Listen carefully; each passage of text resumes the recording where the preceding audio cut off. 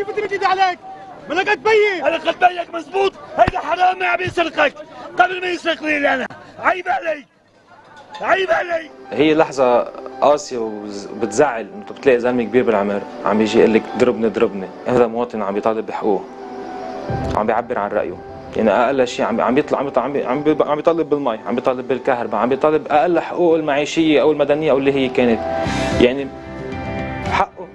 ما فيني انا يمكن بقول لك اياها، يمكن معقول يمكن لما كنت انا كواء من داخلي او بنتمي لهالسلك، يمكن لو كنت انا بعدني بالحياة المدنية يمكن اكون بيناتهم.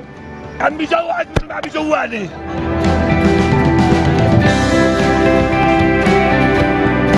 رفعت الكاس عم بيجرني بشكل مش طبيعي. هو مفنجر يعني عيناه هيك فات علي. رفعت الكاس قربت انا عليه، طلعت يعني عم بطلع عيناه بعيني. بلش يروق. بس قلت له بأمرك الثراء أكثر. واجباتنا وأوامرنا أن نأمن حماية المتظاهرين والحماية الأملاك العامة والأملاك الخاصة وأملاك الناس كلياتها. عم بيصير في اضطرابات. هلا هالاضطرابات يعني مجموعة من الأشخاص عم تعملها. نحن بس يصير اضطرابات عم نصير نحن نواجه هالمجموعات اللي عم تعمل اضطرابات، مش نحن بوجه الحراك. العسكر أعصابه عم تفرض بالنهاية. يعني نحن عم ننزل وقت يكون في مظاهرة عم تكون من الساعة 5:30 الصبح للساعة 12 1 بالليل في عسكر عم بينام على الأرض.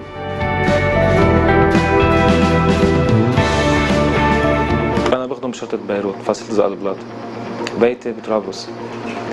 وصلت فينا الخدمة كنا عم نخدم 10 بواحد.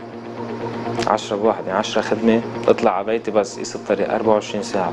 غسل ثيابي وبدلتي وارجع اجي على الخدمة دغري، ما أكتر من هيك. أوقات بال 24 ساعة نفل الصبح يدقوا لنا بعد الظهر بدكم تكونوا موجودين لأنه في مظاهرات في حراك. مش تعبنا، كثير تعبنا. وعن جد عن جد عن جد كثير تعبنا. إن كنا عسكر، إن كنا أفراد أو رتبة أو ضباط، عن جد كثير تعبنا. ومش مشكلة فداهم. حبيبي انت يا عمي، بس هيدا حرامي، حرامي عم يسرقك قبل ما يسرقني انا. وعلى طول يعني بكون بخدمتي بمركز خدمتي مراقب الشباب. يعني بصيروا ما دام يعيطوا لي باسمي بيقولوا لي بأمرك انت مثل بيي. اكيد وكثير I'm proud of myself يعني انه هيك على اللي صار.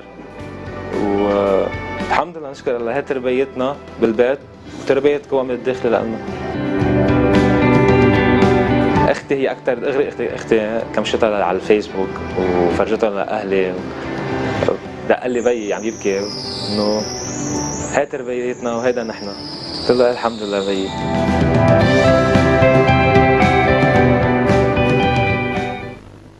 كثير مؤثرة هالمقابلة.